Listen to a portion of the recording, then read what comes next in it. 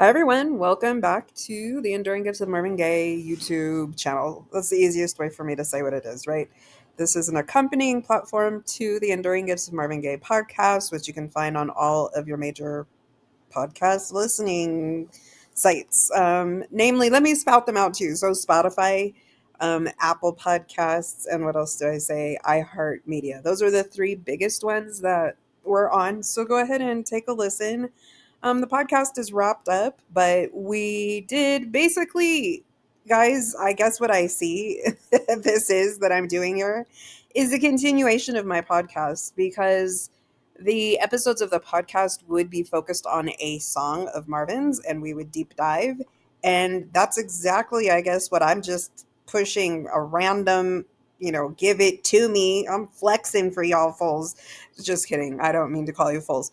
That's just a little automatic word that pops out of my mouth. I got that back way in the day just listening to my brother interacting with his friends all the time, and that's just all they would ever call each other is fool. So I never mean it like, oh, like a slur or anything. It's a term of endearment. So you guys are my fools. All right. So but yeah, no, like I guess I in a way am kind of flexing to go real time, hit a random shuffle button, full, give it to me, let's talk about it. I can break it down for you, whatever Marvin Gaye you want to talk about. So that's what I can just see happens here because the song comes up and it's never really just a little every other song reaction channel on YouTube where the video at max is like 10 minutes because number one, they've probably never heard the song before and they're just like, oh, that's cool. Gotta give the people what they want. I'll listen to any song on the planet that people want me to listen to. And then I'll just, oh, that's cool. Hell no. First of all, I am listening to anything that anybody wants me to listen to because I have a very discriminating ear and taste. And it is all about everything that Marvin Gaye is about. Okay. So nothing else. We don't go from this filet mignon down to Raymond. Okay, we're not doing that because we have unlimited access to Marvin here. Do you know what I'm saying? Like, we can go through this catalog, but just keep yourself learning and looking for stuff that you've never come across of Marvin. Guess what? Your girl right here still even has that experience to this day. It'll be 30 years next year. So, enough said, just hyping you up for what we're about to find. Let me turn on. Okay, now shuffle is on. Let's go. What are we getting today? Oh, I wish you love. Let's see here. How come I don't have that? I'm pretty sure this song is unreleased. I am pretty sure. So, that being the case, let me look to confirm the album time frame that I think that this came from. One sec. Okay, so you know what? Sorry guys if the like visual quality on these videos is shit.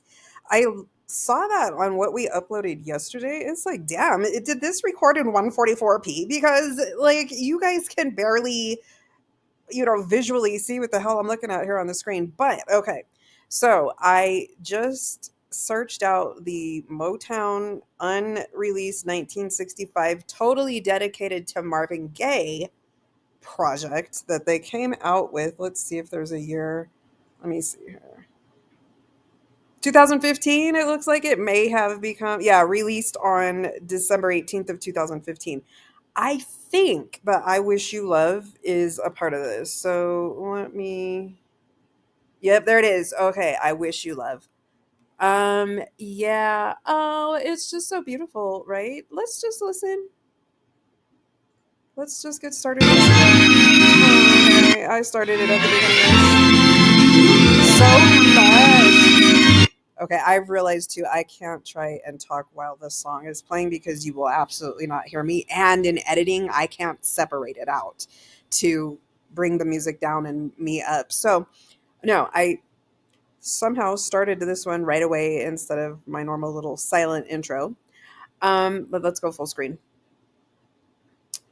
Yeah, this is so lush. I paused it right now because of those strings, right? It's a comment again that, look, people, the reason why I hone in on Marvin Gaye's prowess with stringerization, string arranging, okay, you could call it stringerization, or if you need to be a little pompous, technical, going to try and take something away from Marvin Gaye musically, critiquing, speaking person, then you would try and very much distinguish the fact that, as far as the string arrangements in Marvin Gaye's songs, he is not the man standing up there with the stick directing the people playing the strings.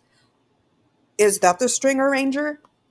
Is the string arranger the person that writes the string played music? I don't know necessarily what the definition of a string arranger is. I don't know. If we Google that, would it give us a definition of what a string arranger is? I'm going to see. I'm going to Google that really quick and see if we get an answer. Aha. So here, what is a string arranger in music? Here we go. They pull the strings in a performance, no pun intended. An arranger is a person who decides what instruments will play what parts and when in a composition, either for a proper recording or live performance. Yeah, let's see. What does a string arranger do? These talented string arrangers will compose, arrange, and record beautiful string arrangements for your soundtrack. Okay. What do they do in music? That just seemed like people selling their services. Arrangers help finish, rework, and adapt pre existing compositions by altering. Da da da da da. Yeah, no, this is the further that we get down, the less relevant it is, right? It's the difference between a composer and an arranger. That could be interesting. A composer writes original music on instruments. An arranger takes music that has already been written by a composer and interprets it in a new way. Whatever the fuck, people. That left it about as vague as where we already were. Okay. But look, why I am in my feelings about that title, String Arranger, is okay. It is Marvin Gaye's 1972 soundtrack and score project, Trouble Man. Okay. And that's where Marvin's stepping into some territory that motherfuckers might not like if they're haters. And then they got to pick out all of these little nitpicking things that they can try and critique him on. Because that was the deal about Marvin's project, Trouble Man, that may have set him apart a bit from some of the others of his peers around the exact same time frame that were getting the opportunity to do not necessarily exactly the same thing. And I don't give a fuck what any of his peers were doing. And like, you guys can listen to podcast episodes where we go deep on this. I don't give a fuck about his peers. You guys absolutely know that. So, to educationally speak to you about this topic, though, I did do a quick little Google search on some of his peers that I know would have at least a soundtrack project to a black exploitation movie from the late 60s to early 70s underneath their belt. And I looking up his peers, which y'all know I don't give a fuck about. So I'm just looking them up and I'm trying to get the specifics of what did their projects consist of. I can't find it quickly, succinctly, and just easily. So not giving a fuck, I'm not going to dig any deeper. And that being the case, because I just did not get enough of a distinction of what his peers did, I don't give a fuck. And I know what Marvin did on his. Okay. So let's proceed. Marvin's project, Troubleman, okay, was a two-part experience for him that a lot of recording artists don't get, period. And so, definitely, one part of this project for him is where he's definitely stepping off into territory. The motherfuckers that might do this for their living are going to start trying to harp on and pick apart and critique and say, oh, well, and this and that he didn't do compared to maybe what they might do in doing their thing. Marvin does the score for Trouble Man and he does the soundtrack for Trouble Man. There's a difference between those two terms. Score is in film all of the music that you hear within the film. Okay. That's the music that plays in different scenes in the movie, right? The love scene. I love classic movies, and we kind of really get great music in those old films, that really lush, just romantic sounding. Oh, you're hearing that music right now in this scene, and so that lets you know that you're experiencing love, right? Or you're experiencing sadness, or right? That music is the score. The soundtrack is music that is usually released on an album associated with the movie that would just, not always, but sometimes, might have been a song that was played at a certain point within the movie as well. Say, somebody, it's really just a part of the movie. Say somebody's going to a jukebox, they drop a nickel in, select a song starts to play, and so kind of for a bit in the background of the movie you would be hearing that song would probably also show up on the soundtrack to the movie. Okay, that's an example of how an outside song that you and I could maybe access on the radio or whatever could also be a part of, listed as the soundtrack to a movie, is because that song may have at some point made an appearance within the song. But guess what? The song doesn't have to make an appearance within the movie either. The soundtrack is just a music that fits the theme of the movie, separate from necessarily having to been something you heard inside of the film. A soundtrack does not have to include songs that were originally curated for the movie. Great example of a soundtrack that accompanies a movie that not a song on that soundtrack likely was originally made for that movie is, oh, and what the fuck, I just lost the name of the movie too. It's that movie about that little white boy who is in the 70s, and he is riding on the bus with all the little groupie girls, Almost Famous, where like, and that's all that that movie is about, is just those groupie girls that were on the tour buses getting picked up by all the different rock and roll bands of that era. And so if you get the standalone soundtrack to that movie, it's just filled with songs that are from that era in music. It don't have shit to do with those songs were created for that movie. It's like, no, ooh, we made a movie about this era in music, so let's put all of these songs on our soundtrack. Two totally separate things. A lot of the time, if an artist gets an opportunity to do the soundtrack for a movie, okay, so that now if the artist gets the opportunity to do a soundtrack for the movie, not one of those songs actually has to make an appearance in the film. That is the reason why, people, you have access to Trouble Man, the movie, here on my channel. You guys are tearing that up. I can see that's gotten a lot of really good views on the channel so far. I hope it gets to stay up for copyright and all of that shit. But it should be fine because it's been up for this fucking long. So whoever the copyright owner of it should be aware that it's up here. And if they have a fucking problem with it, they'll take it down. But they haven't yet, right? Like, it's the fuck I hate about YouTube, is that your shit can be up here for a year and then it's going to come down in a given day. But anyway, it's up here now. You guys can absolutely, for free, watch start to finish the movie Trouble Man to understand what the fuck I'm talking about. And so say that you have your album project of Marvin Gaye titled Trouble Man, right? Comes out in 1972. And anybody could have gone to their local record store and bought that album. And it's got 13 songs on it. And I'm trying to think. Well, guess what? The song Trouble Man itself, right? That single, that song is not in the movie. Marvin does have a slight version of himself singing at the very beginning of that movie, but that's not the exact Trouble Man song that's on your album, right?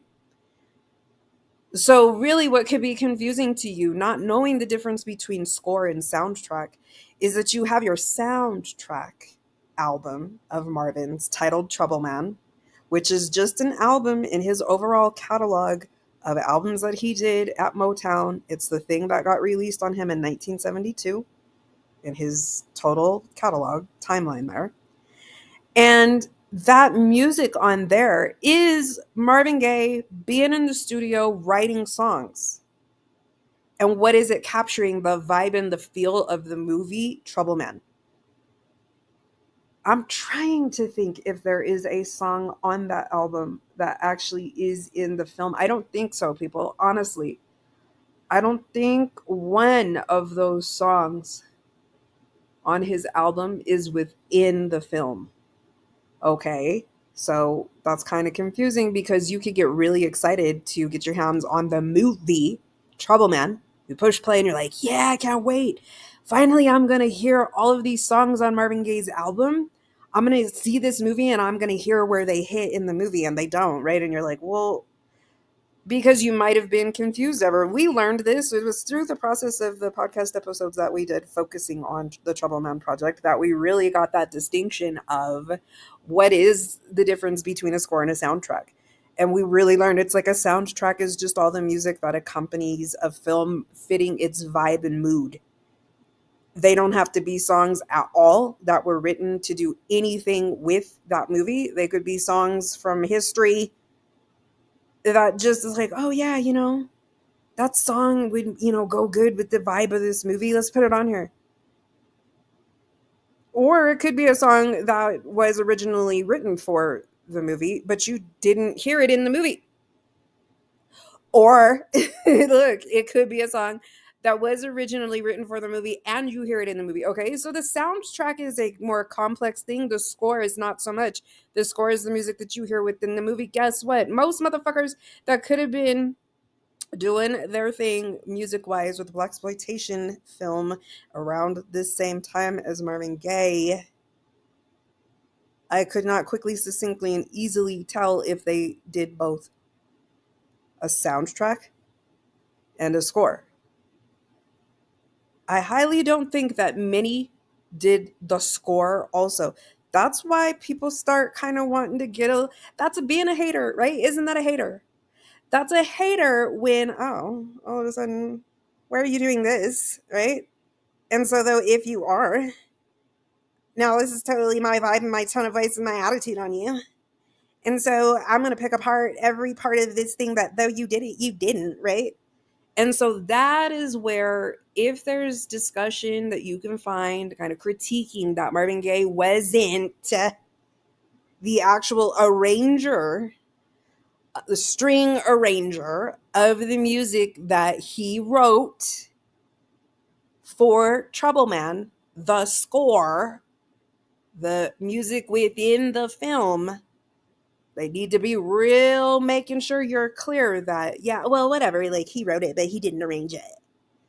So, okay, and that's where we get into, well, then what the fuck? Because we just looked up. So, all that means is that he was not the man standing there with the fucking stick, like directing the string players on how, and oh, you played that just right, or you didn't play that just right, or whatever. But this is what I love. You know what? Just because I want to make my point, I'm going to find you.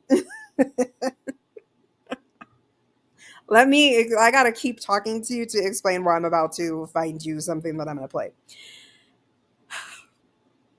As I was doing the podcast episodes around Marvin's project Trouble Man, and I'm just reading basically like the liner notes within the 40th anniversary release of Trouble Man, okay? What they did with that is, for the first time, they gave us the score for the project, in addition to like session versions of the soundtrack, right? So check this out, right? You're me. I've told you guys this on the podcast. You got to listen to my podcast if you want to know things that I make reference to that you don't know what the fuck I'm talking about if you haven't heard my podcast. I've told you of all of Marvin's catalog, the project the most that I realized I was excited to get the session material of was Trouble Man, because Trouble Man is such a complete mind exposure of Marvin Gaye, right? That album has maybe 15 words of lyrics that he sings on it. It's all his instrumental music. It's all what's coming from his mind, right? Like, it's just, that's a different type of exposure to Marvin Gaye as an artist. If we're all caught up, high me, on that thing, the voice, right? That's the thing automatically puts him into the label of baddest motherfucker that there ever is. But what? You're going to give me a project of his where he sings maybe 15 words on the whole fucking thing? And I just like get to know him the most from some shit like that, right? Because it's just what was going on in his mind. It's just the music that he hears in his mind, people. You know what I'm saying? Like, that's just like the deepest exposure to an artist that's possible. A lot of them don't ever just give us their instrumental for an album, right? So that's a deep, deep dive into understanding Marvin Gaye as an artist, a definite artist, you know, like that's the label Gordy gives him, period, you know, and it's just what that means is like, who did Berry Gordy ever interact with for his whole entire career? Musicians, right? And so he says Marvin Gaye is the purest artist that I ever knew, because it's like a different trip that Marvin's on, right? He's an artist with his shit. He ain't just a singer. So that Trouble Man project is just him giving you his art, right? And guess what? He don't be singing to you on that. That's not what that's about. That's not what that's for. And so that album, though, that's his accompanying soundtrack to the movie Trouble Man. When you get the Sessions release of that 40 years later, it's two things. And it was a big part I know I wasn't expecting, and I was still confused about it until I got into the episodes that we were doing for the discussions on that project on the podcast. And that's where I had to edify myself. What the fuck is a score, dude? Like, I don't understand what the fuck the score is and why that's not the same name as the soundtrack. And just Googling, we came to learn the score is the music in the movie. Most musicians that may get the opportunity to have their music tied to a movie, they're doing that via a soundtrack, okay? They're doing that via, okay, I have been hired to be a musician that's going to do the soundtrack for a movie. And so I'm going to do an album and I'm going to write songs maybe. And each song is going to be something that I'm coming up with specifically to be in the vein and in the vibe of this movie. But not one of the songs that are on my album project here need to be included inside of the movie. Okay? That is a 100% different level of artistry, people. Because that's just taking a musician that's doing their own thing anyway, and they're just connecting the vein and vibe of the music to a movie. No shade or whatever, but that's not, you didn't necessarily do a different thing because you write a soundtrack to a movie. Marvin did that, okay? And I don't even mean to say it like that, but Marvin did the score to the movie, people. All of the music that you hear within Trouble Man, the movie, which you can watch on my channel here, Marvin Gaye wrote that music too. Okay? So that's the reason why you can get very confused, because again, like I said, you got your disc, the 13 songs of the album Trouble Man. You start to watch Trouble Man, the movie, and you're hearing music within it, but you're not really like totally as excited as you thought you were going to be, because at no point in the movie are you hearing the music that completely matches the album. And then you're kind of confused and you're like, why did they say that this is the soundtrack to the movie? Because I didn't hear these songs. Well, then that's when you understand the soundtrack is just the music that is accompanying the movie, okay? It doesn't have to be within it. And that is what the majority of Marvin's peers could have tied to their name, having their music associated with a movie. Okay, that's one thing. And if you do that, you ain't gonna really be stepping on nobody's toes, right? Because you aren't getting involved in the movie. part of shit, right? Well, Marvin did the score. So, what does he have to do? Well, guess what? It's time to start doing that. It's time to start recording that music. Guess where he goes? He's walking on to the movie lot. He's got a day, a call time, a day and time, right? And he's showing up to the actual movie lot. Now he's getting into these film motherfuckers, and those might be the people kind of looking at him coming in like, who are you? But some artist who makes other kind of music, right? You don't do music for movies. But today, or the days that you're going to be here, you're coming in here onto our territory, and we're taking direction from you. Oh, okay. Okay. Now I get a little bit more understanding of where shade, shaking salt, and having a little fucked up need to point out some distinguishing things that he didn't do could come from. Okay. So basically, I believe it's in the liner notes of that 40th anniversary release of Trouble Man, which is where for the first time we're getting access to the score music standalone pulled out of the movie, right? And that's where you can just be reading through your liner notes and people are needing to break down the fact that Marvin, well, he didn't, but he's not an arranger. And he had an interest in trying to become an arranger, but he didn't do it. Like he had to have, I feel like this is kind of he had to have the help and the assistance of an actual arranger in order for it to be able to be created, this little thing that he had written or whatever. Right? Okay, they gotta take away. They gotta take away. Because and all that it breaks down to, we just looked it up. He was not the motherfucker standing up there with the stick directing the people that are playing strings. But guess what the fuck the people that are playing the strings are playing? What Marvin Gaye wrote. Okay? So Miss Me was needing to give a fuck about whether or not he was the man standing there with the stick. And so now that I have given you this much, let me find you the literal footage. Okay, that's what it is.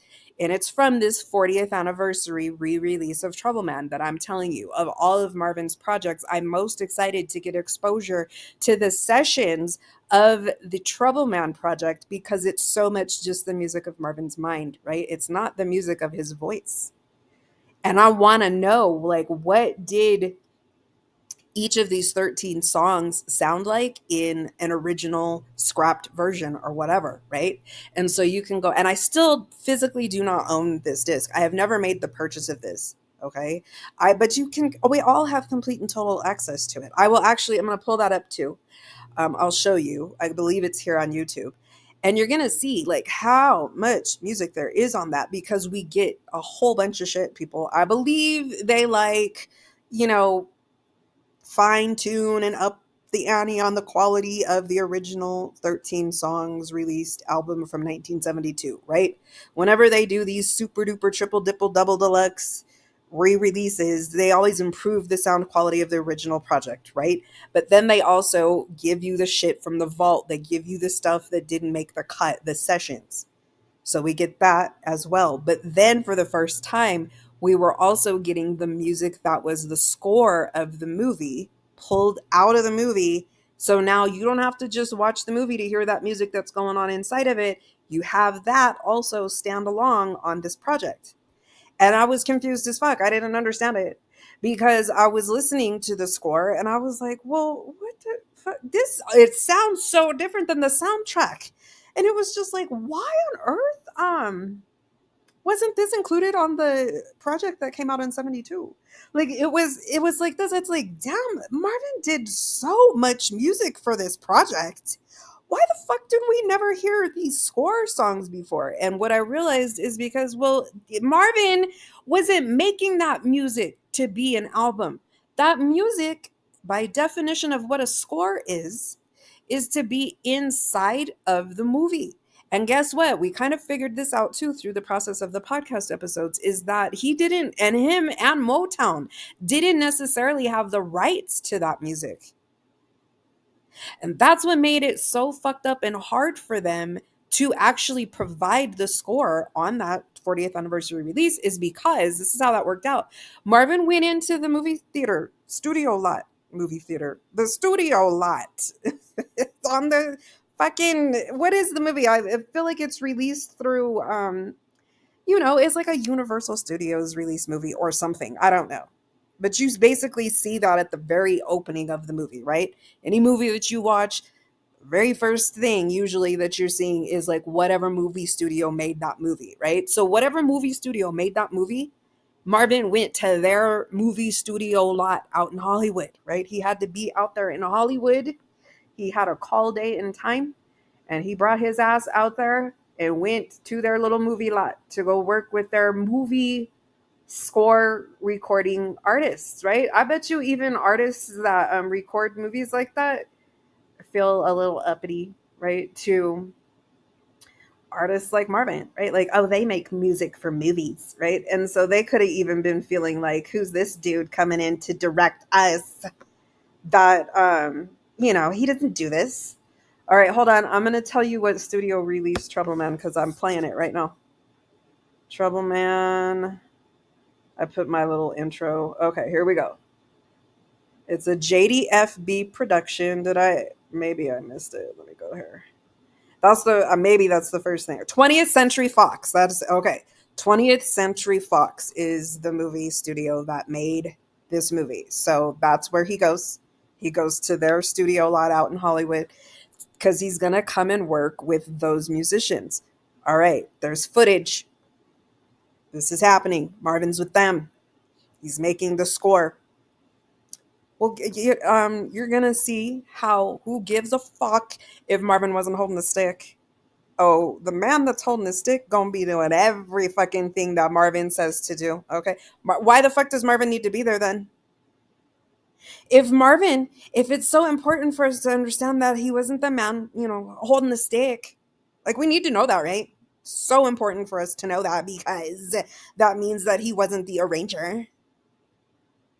So as long as he wasn't holding the stick, like that's what matters, right? Well, okay, possible, but let me ask you this question: if Marvin wasn't holding the stick, and so I have to be informed that he is not, that makes him not the arranger. Then why was he there? Why did he have to be there then, bitch? You know what I mean? Why did he have to be there? He wrote the music, right? Like, if he don't need to be there and he really doesn't have a say on how they should be playing his music, then what the fuck does he even need to be there for then, right? But guess what? He's there, okay? And he needs to be there. And we will understand very clearly from what I'm about to play you, basically the way that everything that was happening was going down, and it was Marvin needed to be there, okay? So there's that. And that just is my irksomeness on people needing to fucking point out that at the time of Trouble Man 2, that's what these motherfuckers in the liner notes of his 40th anniversary write-up are offering. Oh, at that time, he had developed an interest in trying to do string arrangements. And it's like, fuck you and shut the fuck up. And you don't know Marvin Gaye's career. And promise you now, people, it is, I'm telling you all of this because I Wish You Love just popped up as the random song for today. We have it paused at 4 seconds, don't we? Because in that 4 seconds, I was already overwhelmed by the strings that were going on. And this is a song unreleased from 1965. That's very early on in Marvin Gaye's career. Now, what was Marvin Gaye's wish for the music that he wanted to make? Jazz. This is a more in the vein of jazz song, okay, no? And I don't know if this song was originally written for Marvin's little project here that did not get released, but it's in that vein. It's that whole entire sounding type of song that definitely during this era, the early 60s, that Marvin would have been trying to hone in on. Who are the major giants of that entire vein of music by that year? We got Sinatra and we've got King Cole.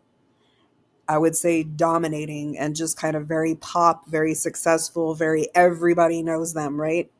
And so they have kind of been in that game by this time frame of Marvin for 20 years at least, because it's probably about 45, not much earlier than that, maybe closer into the early 40s that Frank Sinatra hits the game, and he's totally just always singing jazz because that's the music of the time. There really isn't a different type of music yet, right? So just to be a recording artist of your time, you're going to sing the shit that's available to sing, and that's jazz. So he's very very early starting out in his career in the early 40s, but he dominates on that shit, and by the time that he's in 65, he's the goat, right? Him and King Cole are the goats of that shit, and there's just knockoffs of both of them galore in that era. And so I definitely can understand how Marvin doesn't necessarily hit in this vein of music because of just only the time frame of when he's trying to hit it. It definitely has reached its peak. It had been the dominant and kind of only sounding type of music going on, just mainstream and widely available for like good 20 years. If Marvin had hit the game with his voice earlier 50s. Put him anywhere in the 50s trying to think he wants to sing you a little jazz song. He could have landed. He could have hit. He'd have had an opportunity. It seemed like there was room for come one, come all. Because that's what I'm saying. Like, there's just about anybody, not King Cole, that's trying to sing music during that era. And why do they try and sound exactly like Frank Sinatra? Okay. It's like people that are singing music in that era, you can listen to them and not necessarily like be bothered because for the most part they pretty much sound like Frank Sinatra. Um so a young man, Marvin Gaye, coming brand new to the music industry, really after, again, it's just like Frank Sinatra and Nat King Cole and the like. I mean, nobody is really coming to my mind topping those two. You could have like a Bing Crosby, might need to be in the three, a count of three, you know what I mean? But it's just like they dominated and kind of evolved that music over a course of 20 years, people. I mean, it's just had time to be explored, and for each one of those greats to just get to being goats in the game. Where if that was my thing, if that was my zhuzh, was jazz music, and I've been listening to it for a good 10 years before Marvin Gaye hits, by the time that Marvin Gaye hits and I've got all of Frank Sinatra's catalog and all of Nat King Cole's catalog, I don't really want to hear this young punk trying to sing this type of shit. The fuck do I need to listen to this for? I can listen to Frank Sinatra. Do you know what I mean? And I definitely wouldn't be very open to that. If my taste was discriminating to be listening to either one of only them, I'm not trying to listen to Marvin Gaye do this because this type of music is kind of cycling out anyway, right? By the 60s, the dominant sound of music is not this I wish you love thing. And if I want to hear some shit that sounds like that, what the fuck am I going to listen to this for? I'm going to listen to Frank Sinatra or Nat King Cole. And I have their entire catalogs where they have evolved in their careers since the 40s till now. They're kind of cycling out of even being as active in the vein anymore, but they have created everything that is the best of that genre. And I'm sorry, like I'm just not really trying to hear some young punk trying to do like remakes of their shit. I'm not, what the, no. So they tried with Marvin. I think, like, to be fair, they did try to release his stuff, but it was a perfect storm of why it wasn't going to be more successful than it was. But it's blessed Marvin Gaye's heart because his dream and just kind of the vision that he had of what he would like to create for his career was to be able to be that dude sitting on the stool, just kind of having that dark, smoky little effect going around him as you could be videotaping him doing his performance, right? And he wants to sing this type of music for you though. And it just was the wrong time kind of in music history for him to be hitting the game to kind of keep the sound going.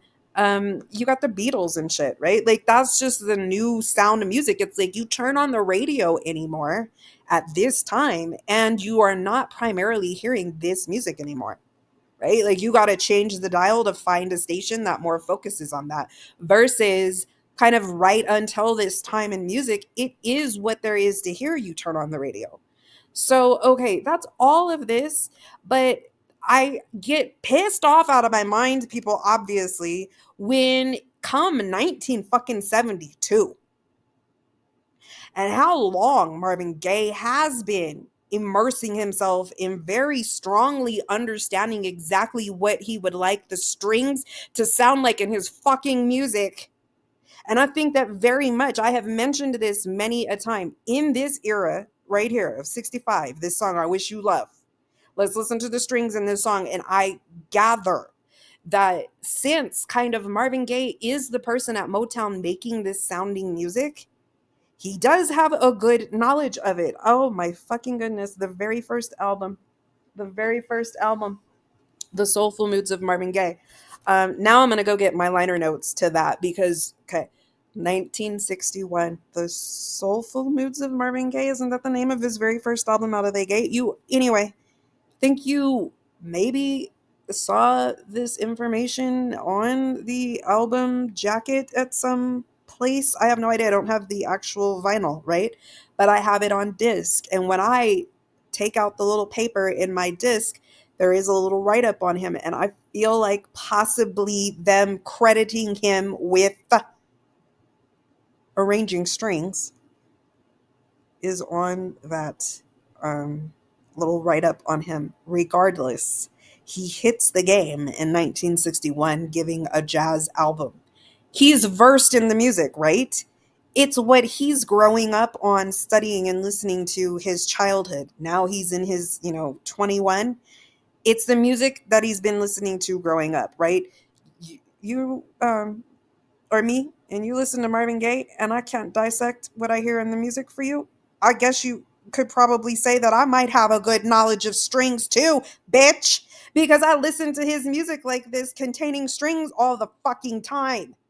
And so I don't appreciate somebody needing to point out how, oh, he don't really do that though. And only in 1972 was he beginning to develop an interest in wanting to do this, but he couldn't do it without. And it's like, bitch, stop this shit. Because again, let me finish my fucking thought. I would imagine that in recording this batch of songs, hold on, let's go back to it. Let me minimize this. Did I still have it pulled up? But anyway, let's take a look at my point here. Is it right here? Yep, here it is. These 25 songs from 1965. I would imagine that Marvin, as he's recording these songs, if he don't like the way that something is sounding as this shit was getting recorded, stop, cut. And who just said that? Marvin Gaye. I really, really, really feel that he was very in control. He very much had a say about this music being made. And what the fuck does it consist of? People's strings. It's jazz. It's the jazz vein sound of music. Strings are a large part of that. That's the music that he was making. It's what he would have preferred the majority of his catalog to sound like and include and be. So fucking miss me that by 1972, when Sampley, he has been giving an opportunity to write a score for a movie. And what does he do with that? He puts a lot of fucking strings in it, doesn't he? And motherfuckers want to say, oh, he couldn't do it though without the assistance and the man standing there with the stick, like, whatever, he wrote it or whatever. But, well, oh, what? He wrote it? He had the ability to wrote it? Yes, and I said it out like that because I wanted to. He had the ability to wrote that shit. Do you think that he couldn't have fucking figured it out how to tell them just how to play it without a fucking stick? And so how I'm going to make my point on this, and then let's listen to this song, is I want you to hear footage of these days that Marvin is at the 20th Century Studio Fox, whatever the fuck it was, 20th Fox Century, whatever, movie lot.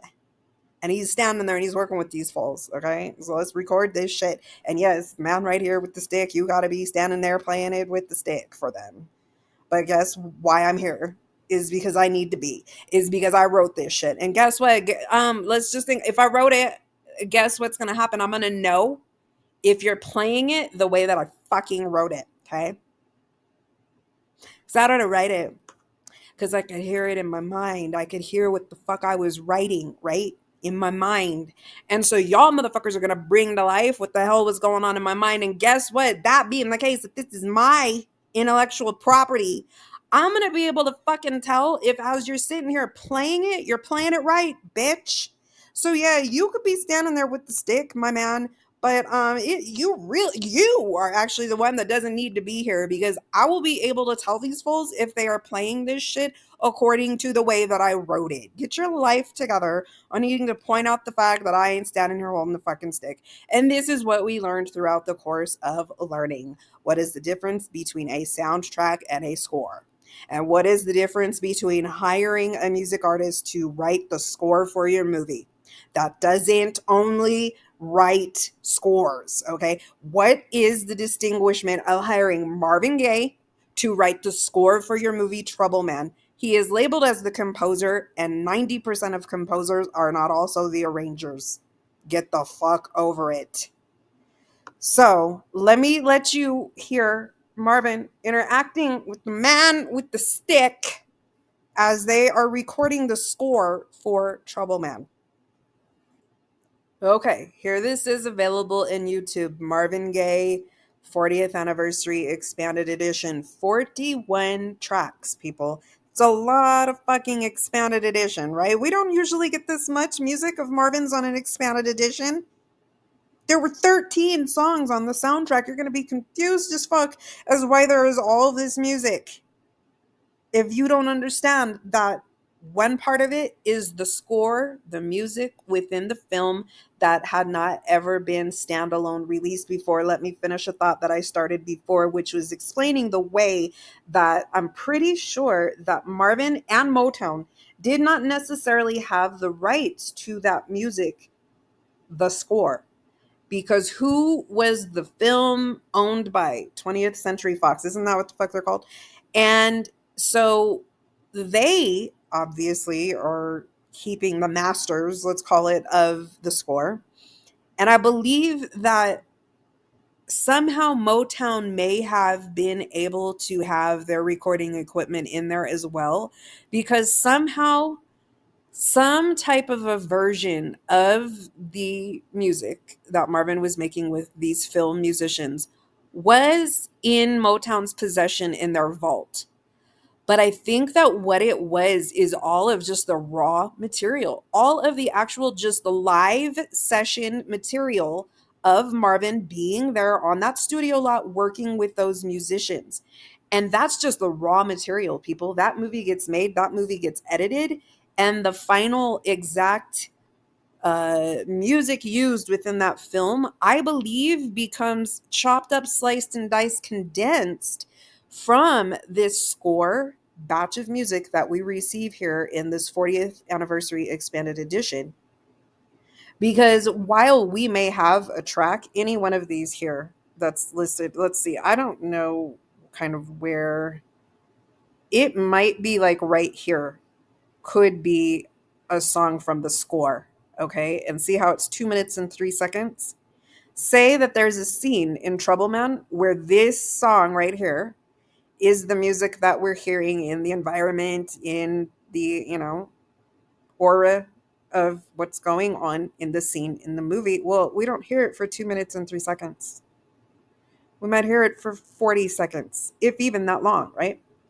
But what it is it's 40 seconds of this 203 pulled out from this song that Marvin was standing there on the studio lot with these fools recording the music for a 2 minute and 3 second cut. And then this song they decide to use that is seen in the movie, and they take 40 seconds of it and they edit that movie down in that way, because the movie is their property. I believe the score becomes their property, and just kind of what didn't happen, it just would be kind of respectful. I point this out. It's like, right, you're working on whatever type of a project and it finally gets finished. There's drafts up to that point, right?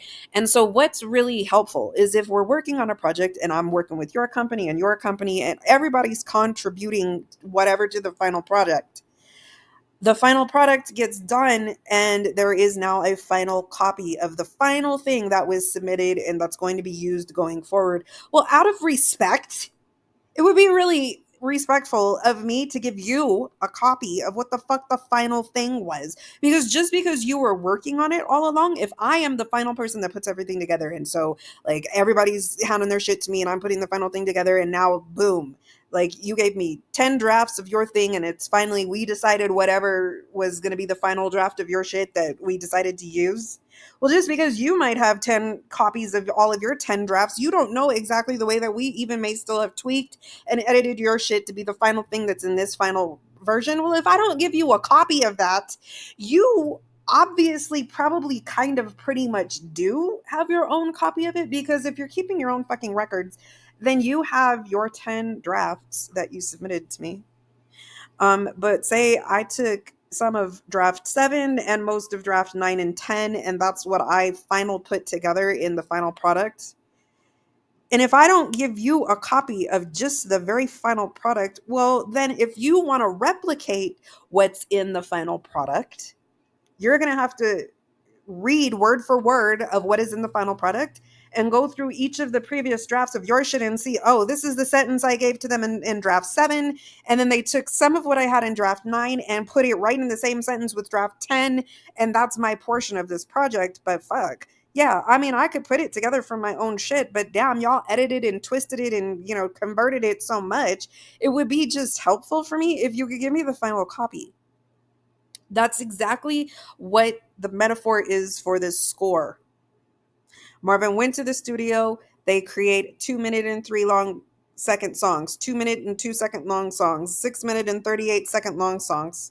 Okay, that's what he's standing there doing with them. I feel like they said hundreds of songs were recorded. And then, like, not all of them used, obviously. It was a ridiculous amount of music that they recorded with Marvin there. And then he leaves, right? He goes to the studio lot. He's on their property. He's down in with their musicians. He's guiding and definitely overseeing what the sound that is getting created sounds like. And if it's not right, he's letting them know. And then that's done. And he got a score underneath his belt. And so now he comes back and he's just focusing on what he's doing for Motown. And he writes his soundtrack, this album right here, Trouble Man, that gets released in 72. We don't hear a full song on this project within the movie, because that's not what this is for. This isn't the score, this is the soundtrack. So then, though, in order to create the score that they're doing for this 40th anniversary version, that's exactly what they had to do. Motown had their raw footage from all of the time that Marvin was in there. They are probably the ones that had those hundreds of songs that were recorded. And to give us the score, they were not given a copy from 20th Century Fox of the final, this is what we finally, all the music that you made for us, Marvin Gaye, here you go. Here's your clean, neat, complete, organized, final version copy, Motown, right, of what we used in the film. And now you guys have this. No, they had all of that raw original footage. And if they wanted to give us the score, they had to go through all of that and pick out and pull out and mesh together exactly what was used within the film, because they were not given the final product of what was used within the film. That's what makes me feel that Motown didn't have rights to that material. That was 20th Century Fox rights, right? That's a part of whatever they negotiated with Marvin Gaye to be there. I feel like that's what they negotiate with whatever person they hire to be a composer. That person is probably getting their fee for doing that, but that is not necessarily anymore, kind of once they hand off to the movie production company, whatever, so much their product anymore, right? Like, I feel like they get paid for their product, but then they hand it off to the movie studio. So, okay. That is just what we need to know about. Don't try and talk to me about only here, this man looking like this compared to how he looks. Let me mute it so that just so that I can show you right here how much younger he is. He ain't got that beard yet. Fool, he been in the game for a long fucking time by the time that he's chilling like this, being the king that he is, to get his photo taken for his album cover. This ain't the first time that he's trying to fuck with strings. He's been doing that shit from jump. They don't have no strings on my baby's first album. They gave him a fucked up, out of tune piano and some drums and the guitar, and I think he's plucking on the guitar. But when he's right here, they've upped the ante and the budget, and he's got some strings. And again, like I just said, his knowledge from growing up from youth listening to music, and he wants to be a jazz performer. I think that if he does not like the way that the strings are being played on this project time frame right here, he says cut, and they need to get it right. You can miss me with whether or fuck the not he's holding a stick to be given the official label of arranger. So just in any way, there is a point in time that Marvin Gaye is being interviewed, and he just, it's his own words that he uses, is that string arrangements is something that he knows a thing or two about. I do believe that it is in this 1976 interview that he's doing with this dude, Paul Gambaccini. And it actually may even be him speaking about Trouble Man. I may see if I can find that, people. It might not be so easy and not very time consuming for me to find it. But if I can easily find it, I would like to include that in here because I want you to hear Marvin Gaye's own words saying that string arrangements is something that he knows a thing or two about. And that would just be fucking because of how much it is included in his music from dating back into this time frame right here. So we're going to do, definitely, I'm going to go through here and I want to show you where Marvin's interacting with the man holding the stick. Okay. Uh, and then I will see if I can find him talking about how he knows about string arrangements. And then we will be edified, educated, and we will understand why we need to appreciate the strings that we're hearing in this song. Okay, so give me a second. Okay, this is it. This is hilarious, people. Okay, so let me set the scene. I've already set it for you, but really be clear of the scene being set because this doesn't last for like 25 seconds, I don't think. You know what I mean? But it is what the fuck I've been in my feelings about for an hour now. Marvin Gaye, he had a call time. In his little 40th anniversary release, if you have this disc, do you see how it says 40th anniversary? If you have this hard copy and the book comes out and you could read inside of the book, it tells you the day that he went to the movie studio, the very first day, and then he was there, I think, for about a week working with these fools, okay? So, but where is he going? 20th Century Studio, whatever, right? He's going to their movie studio lot. And you can even hear that. Like, listen to the reverb that you're hearing in the room, right? It's like an open sounding room. You can tell by the way that Marvin's voice is going to be sounding. And he's kind of needing to project, right? Like he's speaking to a large group of people, you can tell. So he's kind of he is projecting his voice. And so he is standing there next to the man that directs the musicians, okay? And how attention to detail and how this is going to happen full all the fuck the way what I say for whether or not these fools are playing my fucking music the right way. Number one, that's the fucking reason why I'm here. Okay? If I didn't need to be here, if all I needed to do was write this shit and then hand it off to you, and I don't need to be a part of you having these fools play my music and tell you whether or not they're doing it the way that I wrote it, then I don't need to fucking be here, right? But I am. I'm standing right here and I'm standing right next to you. And I can directly address these fools myself. I don't have to just let you talk to them. I'll talk to them myself too, right? As long as talking to you too. Man with the stick. And so, we're absolutely going to be playing this music because they sound the way that I want them to sound. But fool, I'm talking to you, the man with the stick. Say the fucking name of my shit correctly too, even. Okay? Like, don't stutter, don't mispronounce, and don't like say the name of my shit in the wrong pace. Don't say it too fast, don't say it too slow. Like, get it. I'm here. This is the fucking reason that I'm here. And this is my gig. I got the opportunity. Probably most of my peers are not doing this shit. They're not standing here on this movie studio lot directing these musicians playing the music for inside of the film. And as soon as I get done fucking with you fools, then I got to go back over to Motown and I'm going to give them an album that fits the theme of this movie. Okay? Miss me with whether the fuck or not I'm standing here with the stick. Look at how I'm talking to you, the man with the stick, and he ain't being disrespectful or nothing like that. But just listen to what the fuck he gets to say to him. All right. So here we go. And scene. Here we go. That had a real good feeling. That had a real good feeling. It's very tight. Same way, please. 1-7. Cut to a T. Take a 7. Cut to T. Watch the timpanis right up front there. You're doing something a little different time-wise.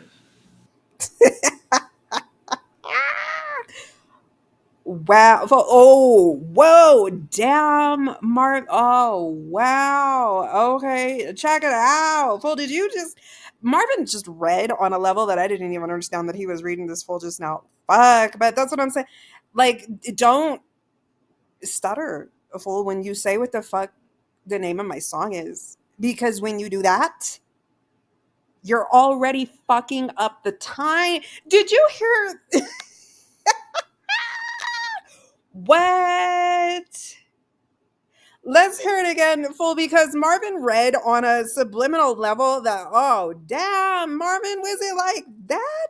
This motherfucker was fucking up the time of your song because he said, ah. Let's go back. Let's hear it again. That had a real good feeling. That had a real good feeling. It's very tight. Same way, please. 1-7. Cut to a T. Take a 7. Cut to T. Watch the timpanis right up front there. You're doing something a little different time-wise.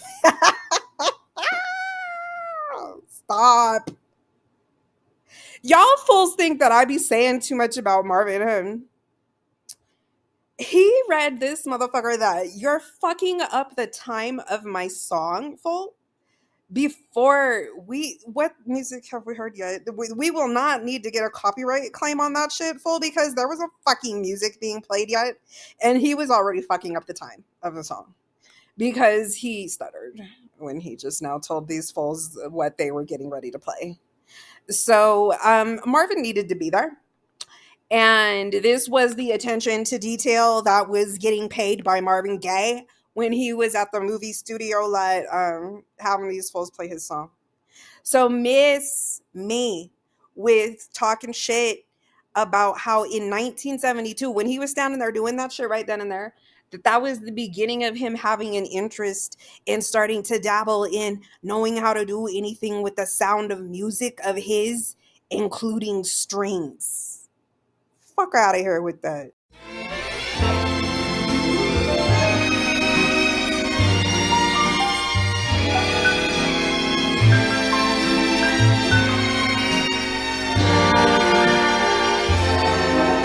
I wish you bluebirds in the spring to give your heart a song to sing, and then a kiss. But more than this, I wish you love. In July, a lemonade. Oh, stop all of it. Stop all of it, Marvin.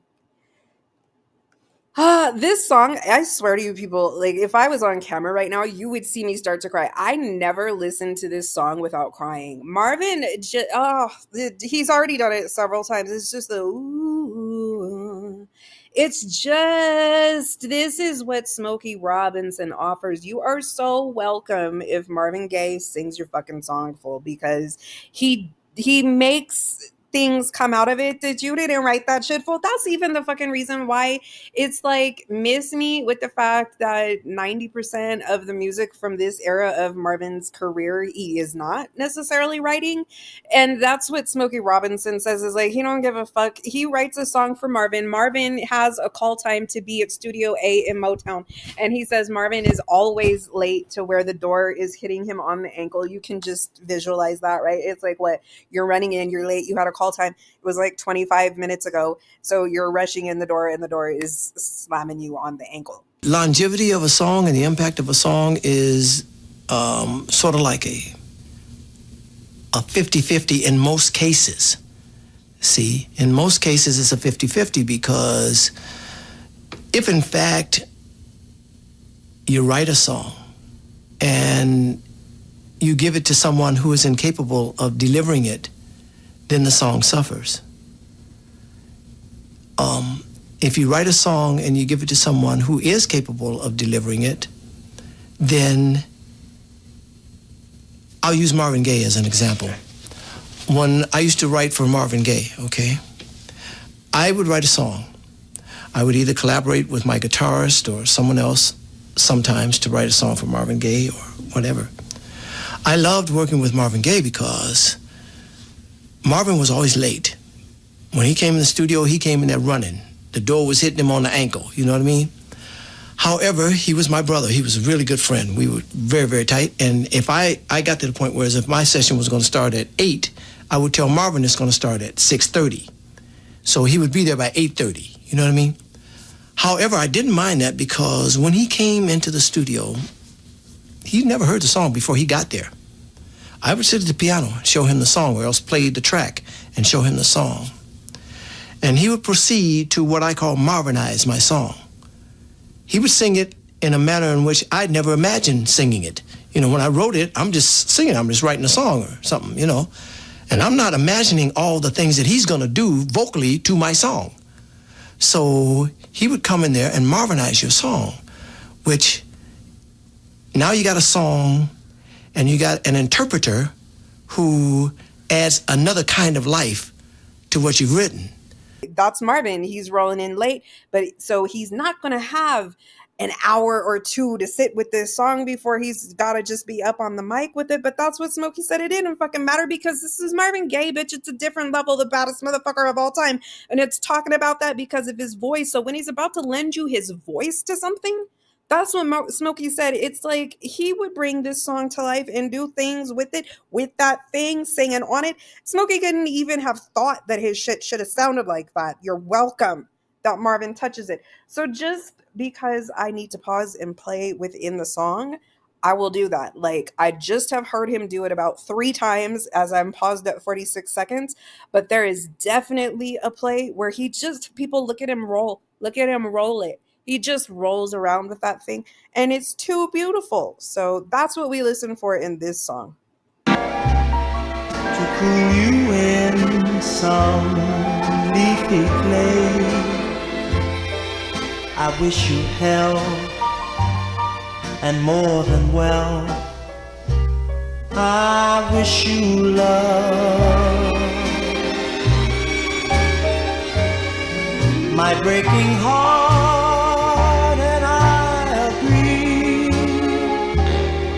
that you and I could never be. So with my best, my very best, I set you free. I wish you shelter from the storm, a cozy fire to keep you warm. But most of all, when snowflakes fall, I wish you love.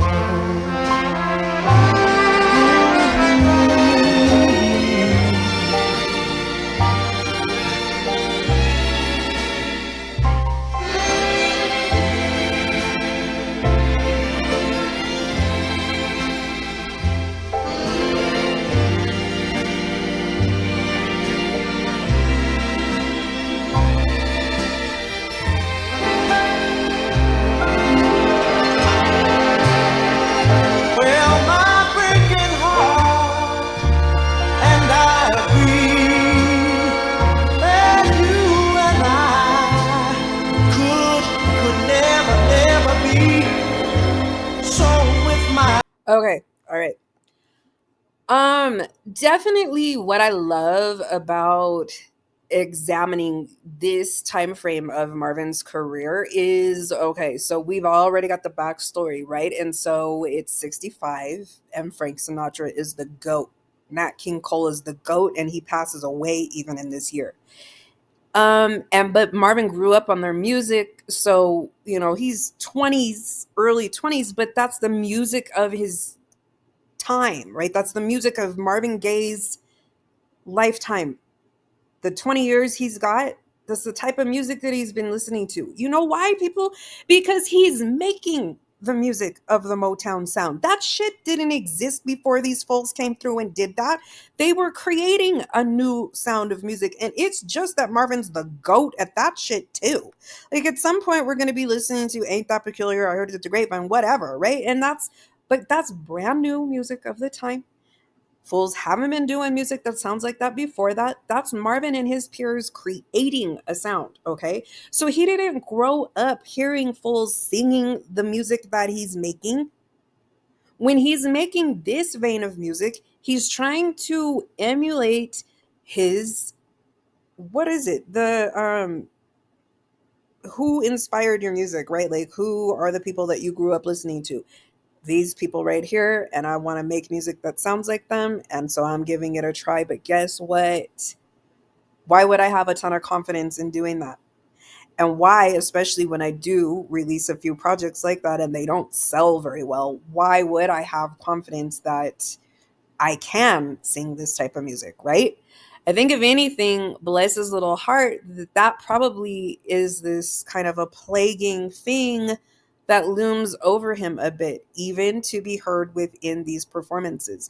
So why I paused it right there is that I liked what I just heard of him. You can see him doing something with that music, right? Like it wasn't just sticking to the lyric sheet, he phrased it a bit. He Marvin Gaye-anized it right there. He put a little bit of his own flavor on it, and I love to see him learning how to do that, right? Oh my God, people, right? Well, soon I'll be loving you. And this. What? Right? So we're seeing our love learning right here, and I love it. I love to hear. I'll back it up. Let me go back like 10 seconds, and we will hear. Just look at the phrasing. He's just kind of phrasing on his own whatever lyrics might have been on the page at this point in the song in front of him. I can guarantee you he just added a few things of his own to it. He's going to keep it in time. He's going to keep it at the lyrics that are supposed to be sung, but he's feeling it. And you can see he's like fighting through any insecurity, right? It's like, you know what? Fuck it. Yeah, I'm not Frank Sinatra, but I'm going to sing this song the way that I feel like I want to sing it. I don't know. Every single song of Marvin's from this era, and I love that I have stuck to this for 30 years. I don't give a fuck whoever else ever sang this song, and I don't need to hear their version of it either. But there is a good chance that if these songs were not originally written for Marvin Gaye, that it is a remake he's doing of somebody else's song. And so when that being the case, right, it's like you're remaking something that Frank Sinatra did. I do believe there's quite a few songs that I have up on the channel that I've come across from these Motown unreleased by year discs. And there will be something of Marvin. I believe it's that Autumn in New York song that's on the channel. And I'm like, I can tell this sounds like it's probably something that Frank Sinatra recorded at ever a point in time. And that, on my own, I've Googled that. And yes, he did. And I don't care. And I still to this day haven't heard Frank Sinatra's version of it. But that Marvin being on the mic right now, singing something that Frank Sinatra sung before, I love to hear how he is this is gaining confidence, people. But look at what Marvin Gaye is working with. I told you guys in the previous little video that we have here on the channel, he's got a flawless gift from God, right? And even at that, though, there has to be confidence associated with being able to use it. And I just love this contrast of Marvin Gaye, right? I'm going to make my point. Soon I'll be loving you, people. And then I'm going to rewind it 10 seconds here and look at how you can see and hear, right? Because it's like you visually see this and you're hearing it. You're visually seeing what you hear. He is about to just very delicately, timidly kind of decide in this moment, in this song, that he's going to kind of just phrase this the way he wants to. And he does it, but does he sound the most confident that, soon I'll be loving you? He's learning how to do it. Everybody that gets to be a goat starts from somewhere. Just use this for encouragement in your own life, people. Take a chance. Don't give a fuck about feedback. You know what I mean? He, bless his heart right here, people. He recorded this and you and I didn't get to know about that until 2015. This was recorded in 1965. What's the math on that, right? You know what I mean? It's an even number, right? Hold on. Let me 2015 minus 1965. 50 fucking, are you kidding me? Cuz oh, you right here. Nope, and it was right right here. Okay.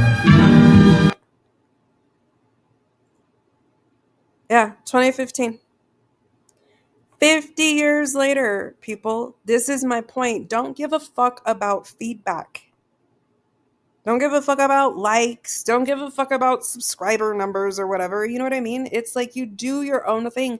As long as you're being true to it, as long as you found your passion project and you're engaging in that shit, you do what you need to do. Look at this. He gets no feedback on this. He doesn't even get an opportunity for you and I to give him album sales feedback on this shit, because he recorded this and it went straight into the vault. And oh my gosh, people, how dare that for 50 years you and I don't get to encounter our baby learning like this. But he had to do it. It was despite feedback to be received. The feedback that he received is this shit is not even getting an opportunity to see the shelves. That's the feedback that he got. Why the fuck would he have confidence that he could do this? But it's his desire, it's his heart's desire. It is him being true to his soul. And again, from the previous episode, given that Marvin Gaye had such a condensed lifespan compared to so many people that we all know, are we past the lifespan that he had? You know what I mean? It's like, thank God that Marvin had the opportunity at least to be able to engage in what his dream was, right? So fuck feedback. You know what I mean? You got to be true to you. It's not always going to net you profit. But if the day that you die, he had these songs as a part of his catalog. You and I just didn't get to know about it. But it's being able to sing this song right here, people, was very important and needed for Marvin in order to have gotten to the place of Soon I'll Be Loving You. You know what I mean? It's like there was definitely this phase of time. And that's what I love about this for him too. It's like real time at this phase in time. He had the strongest desire to be singing this music. And I'm really happy that he got the opportunity to do that. So we're at 242. Let's go back to 232 at least. And just hear this little phrasing attempt that he's doing. I don't hear him having the most confidence while he's doing it, but it's beautiful.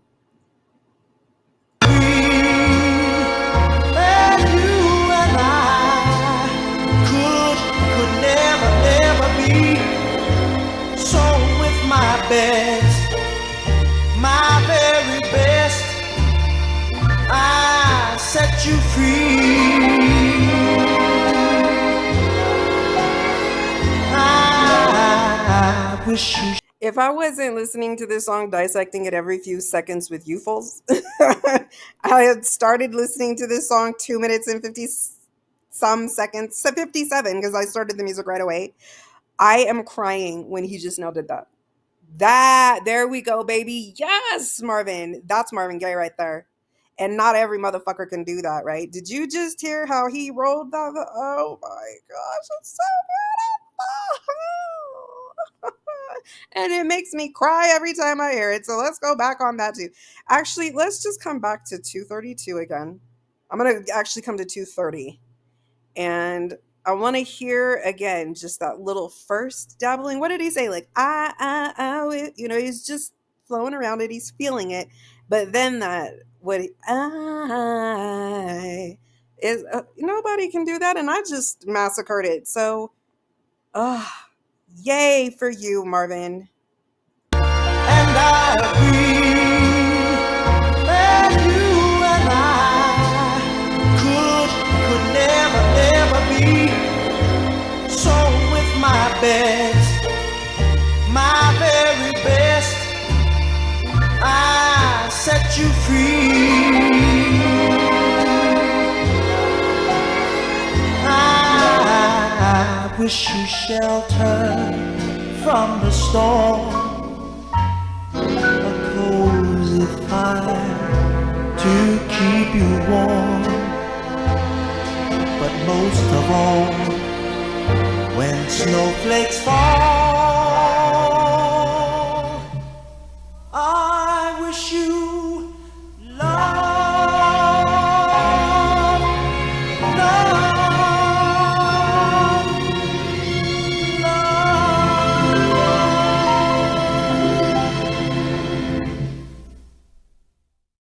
Thank you guys.